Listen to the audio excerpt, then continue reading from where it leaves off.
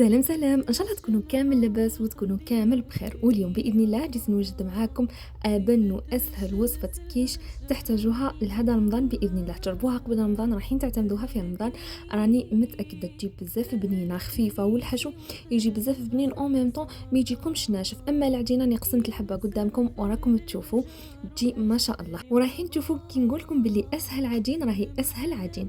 قبل ما نبداو لا وسيت، اذا اول مره تشوفوا لاشين تاعي ما تنساوش ديروا لي ابوني، جايين بزاف الوصفات لرمضان والتدابير راح نفوتوها ان شاء الله مع بعضنا. اول حاجه راح ندير 2 كيسان تاع الفرينه، لازم يكونوا بومبي كيما راكم تشوفوا فيهم، يعني يكونوا معمرين مليح وزياده. زيد لهم غرفه صغيره تاع الملح و125 غرام تاع الزبده، بشرط انها تكون بدرجه حراره المطبخ، يعني ما تكونش بارده من الفريجيدير، جبديها من قبل باش تبسي بها الفرينه كيما راكي تشوفي بكل سهوله. راح نزيد حبه تاع البيض كيف نخلطها في الخليط تاعي، ولهنا راح نحتاجوا غير نص كاس تاع الماء، ونزيدوه غير بشويه، يعني كتحتاجي على الاقل ولا على الاكثر 4 مغارف كبار حتى 5 مغارف كبار تاع الماء، حتى وين تتحصلي على عجينه تشبه العجينه تاع الصابلي اللي راكي تشوفي فيها وتجي طريه.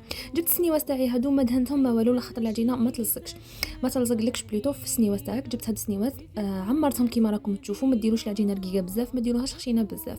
الحواشي نحيتهم بالموس، راح نعمرهم كامل. شوفوا داروا لي كميه تاع 10 من هاد السنيوات، وزدت زوج واحد اخرين جايين كبار عليهم. دونك العجينه دير لكم كميه يعني لاباس بها. بعد ما كملت ثقبتهم كامل بالفرشيطه، نحلمهم في البلاطو وندخلهم الفوق، ندخلهم بلوتو للفريجيدار، نخليهم ساعه على الاقل لو طون اللي نوجد فيه الحشو البنين تاعي. راح نحتاجوا فيه شويه تاع البصل مع زيت، الملح، الثوم والفلفل الكحل، حطيتهم تقلاو شويه، غير تقلاو شويه. زدت لهم بولياشي، تقدروا تبدلوه بالفيونداشي، وعاودت رجعته تقلى مليح وطفيت عليه يبرد. من جهه واحده اخرى درت 2 حبات تاع البيض، درت شويه تاع المعدنوس وشويه تاع الدبشه، ودرت فرماج رابي. اذا كانت عندكم الكريمه السائله ديروا كريمه سائله، اذا ما عندكمش ديروا كيما انا درت فرماج ريجيم، وزدت شويه تاع الحليب، وزدت هذاك الدجاج اللي كنت دورته في الاشوار شويه باش تحل، زدته من فوق، خلطت كلش في بعضها وما درتش الملح. ولهنا راح نجي نعمر هادو سنيوات تاوعي اللي قلت لكم عليهم، هادوك هما الزوج الاولين اللي قلت لكم باللي هم عمروا لي 2 سنيوات كبار.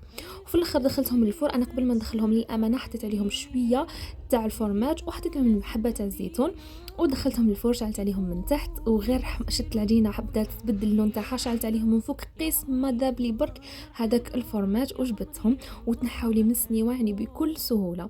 هذه هي لا غوسات، عاودت قسمت لكم الحبه، تجيب بزاف بنينه. ما تنساوش باش تجربوها وتخليوا لي رايكم، وما تنساوش باش ديروا لي ابوني وتخليوا لي جام.